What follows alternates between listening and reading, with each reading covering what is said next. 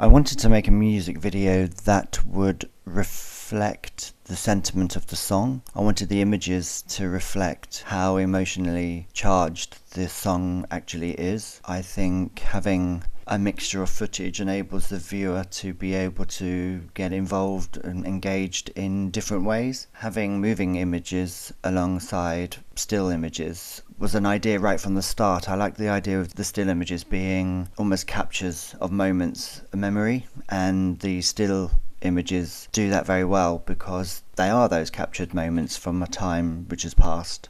The moving images footage is of now, and for me, having the combination makes the song come alive in a way that I'd kind of imagined but wasn't sure how it would work once I'd actually done it. I think the biggest learns from this entire project are planning and planning. Just plan. You plan everything. Get your paperwork up to date. Start there. You've got a basis to work from, to build up on. And once you've got things like your recce checklist, your health and safety checklist, and your storyboard in place, I think you can just steam ahead. I think having done those pieces of paperwork very, very quickly enabled me to then spend a lot of time on the video and to really focus on telling a story, and I think I've done that as well as I could. There were things that did concern me. I'm not hugely experienced with using a video camera. I thought I could try this and see what happens, so I combined two elements of footage, mobile phone footage and video camera footage, just to see what it would look like, and I think it creates quite a nice contrast. The footage just is different. It's only slightly different. It's not radically different, but I think it's enough to give it a nice texture, just to make it slightly different from each other, and I think that works really well when you view it. The idea of using still photographs came quite quickly, and I'd already had an idea years ago on the song and how I would make a video for it. The still images was something that I thought would work, and I'm glad I went ahead and tried that, because I just think it does create a slightly different feeling and makes it a little bit more unique, not so standard as other people's videos have been before. My lack of experience in terms of filming has enabled me to really start from scratch, and I like that I've been able to come to this project clean and not have any preconceived ideas as to how and what things should do. However, I think the benefit of hindsight, I would probably be a bit more creative and be daring and challenge myself and not be so safe. I think I could have used the camera a bit more provocatively, if you like, and maybe just try different things instead of being standard and safe. I think it's important to learn from things that you do. I think my next project, I would definitely be a bit more creative with the camera and not be afraid of it. The most frustrating element was definitely the editing. Editing was harder than I was expecting, but easier than I'd anticipated, and I know that's a huge contradiction, but I was wondering how I would do editing, and I hadn't anticipated having to listen to the song 1,000 times. I hadn't anticipated accidentally deleting footage that I'd already edited, so I had to start again.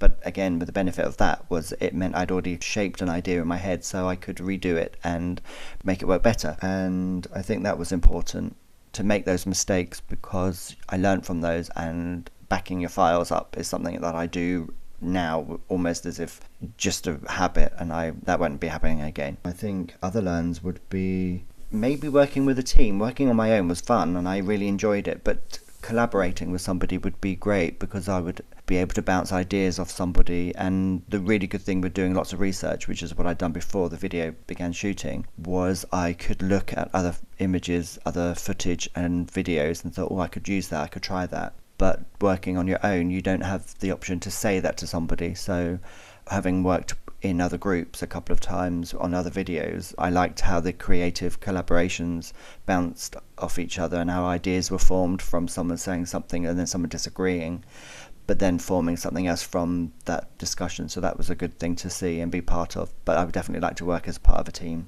in the future. Other things, I think when I look back at the initial footage of the bed scene, I would definitely now have somebody in the bed, just a couple of shots with it being person free, but the idea of having somebody in the bed makes it a little bit more interesting, a little bit more exciting, because again, it would also tell a bit more of the story, and I think that would be important to the viewer. I did get really good feedback from various sources. I posted the video on YouTube, Twitter, Facebook, and Tumblr. It was great to be able to get strong constructive feedback. One comment was that the video images matched the song, and that was a massive compliment because that's exactly what I wanted to achieve. So to have that as feedback was actually really encouraging, because I felt I was then moving in the right direction and that people were listening and seeing the ideas that I had in my mind and from the storyboard. Talking of which, I think the storyboard is a brilliant tool. My initial thoughts about the storyboard would be everything you write on the storyboard would be set in stone, but you learn that actually you have to change your ideas, because sometimes things don't work, or they're great in your mind, but when you actually see them you think, oh, that's maybe not working the way that I'd intended. So that's quite an interesting thing. So even though you've got the storyboard, it's not set in stone, and you can diversify and change and go off the path, which was really encouraging. I enjoyed it more than I was expecting, especially when I initially started, because I didn't really enjoy it.